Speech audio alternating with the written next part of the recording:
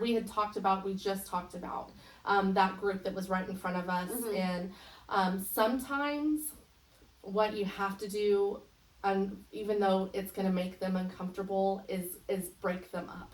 Oh, okay. See, sometimes when you have a group and they're all kind of lower, if you don't get somebody that's a little bit higher in there with them, they're never going to make it up together. Exactly. Okay. So, and this was something that I kind of noticed across. You had that group, and with the girls second guessing themselves, they need some confidence there. And if they're both on that same wavelength, right, and they're both feeling that way, then are they doing themselves? Are they benefiting each other? Right. You know, and then you have your group of high achieving boys over here, you know, and they're finished with the lesson before anybody else. One way to really kind of possibly allow them to not only be successful but then benefit others in their classroom instead of becoming a distraction would be to pair them with some of those lower kiddos. Okay. Yeah, instead of them letting them pick them groups, and I'm not like saying number them off or something. Right, and I'm not saying all the time, but I think that you could really see some growth in your lower students,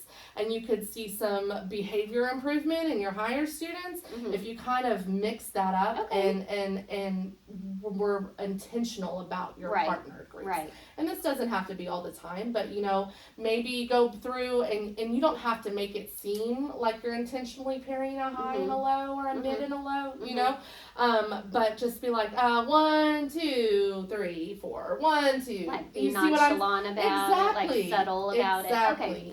And then they don't know what's going on. They just you picked groups and and then I think that would be beneficial across the board for your kids. Okay. Yeah. Okay. So that sounds good. So try that next time and see how that works out for you. Do you ever concern yourself with like, oh, this person hates that person? You know, like.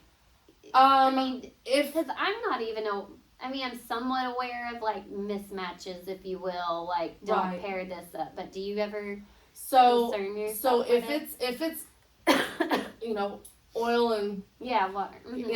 I'm not going to. Right. If if I know that when I put them together, I'm not going to get anything out of them, then don't do that. No. Okay. Be aware of that. If they're just not part of the same social circle, then that's fine. Disregard that completely. Right. Okay. Yeah. That's